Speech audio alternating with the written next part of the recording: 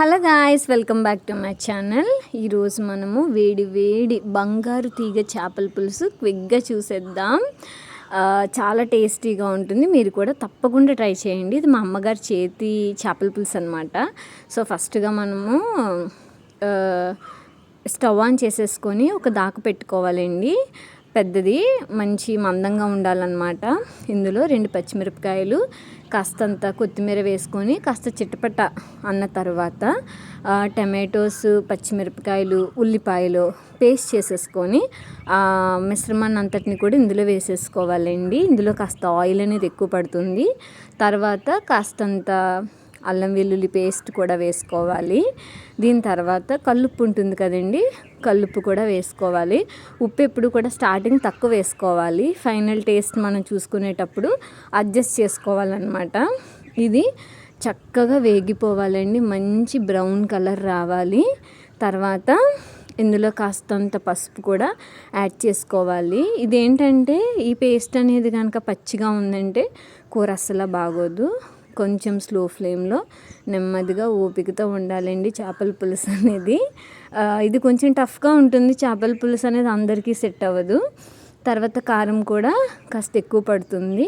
Non veg కర్రీస్కి ఎప్పుడు కూడా కారం అనేది ఎక్కువగానే వేసుకుంటారు.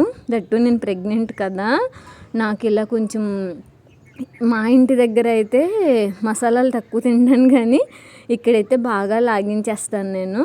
తర్వాత ఒక నిమ్మకాయ సైజ్ అంతా చింతపండుని తీసుకొని నానబెట్టుకొని పులుసుకి సరిపడేంతగా మనము వాటర్ని వేసుకోవాలండి. ఈ పులుపు వేసినప్పుడు కూడా చాలా జాగ్రత్తగా చూసుకోవాలి. పులుపు ఎక్కువైనా తక్కువైనా కర్రీ అస్సలు బాగోదు, కాబట్టి అలా చేయొద్దు. ఈ పులుపు వేసుకున్న తర్వాత మీకు ఎక్కువగా అనిపిస్తే పులుపు అనేది ఒక గ్లాస్తో వాటర్ అనేది యాడ్ చేసుకోవాలండి. అది మనకి ఇంకా మేనేజ్ చేస్తుంది అనమాట పులుపుని. ఇంకోండి ఇలా వేసేసుకొని ఒకసారి కలిపేసుకోవాలి. ఫైనల్గా చూసుకోవాలండి అన్నీ సరిపోయినాయా లేదా, ఉప్పు, కారం, పులుపు చూసుకున్న తర్వాత అన్నీ కరెక్ట్గా ఉన్న తర్వాత కాస్తంత కొత్తిమీర యాడ్ చేసుకోవాలి. కొత్తిమీర యాక్చువల్గా చాలా ఎక్కువ వేసుకుంటారు అందరూ చేపల పులుసులో. తర్వాత మనం నీట్గా కడిగి పెట్టుకున్నటువంటి చేప ముక్కల్ని ఒకటి తర్వాత ఒకటి చక్కగా వేసేసుకోవాలండి. ఆ పులుసులో మనము అన్నీ ఒకే చోట గుంపుగా వేసేయకూడదు. కొంచెం కొంచెం గ్యాప్లో ఈ చేప ముక్కలన్నిటిని కూడా మనం వేసుకోవాలి. అలాగే ఎక్కడా కూడా గరిట అనేది పెట్టకూడదండి. గరిట పెట్టామంటే ఏమవుతుందంటే ముక్కలన్నీ కూడా విడిపోతాయి అన్నమాట.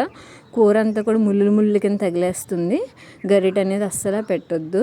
ఒక 2 క్లాత్స్ తీసుకొని బోత్ సైడ్స్ పట్టుకొని 2 క్లాత్స్ని కూడా మనం ఇలా కదిపితే సరిపోతుందండి.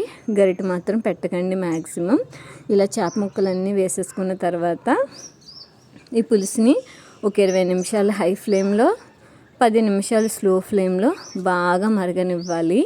చూసారు ఎంత బాగుందో. ఫైనల్గా సాల్ట్ టేస్ట్ అనేది ఒకసారి చూసుకుంటే ఎంతో చక్కటి కమ్మనైన అమ్మ చేతి చేపల పులుసు అనేది రెడీ అయిపోతుంది. మీరు కూడా ట్రై చేయండి.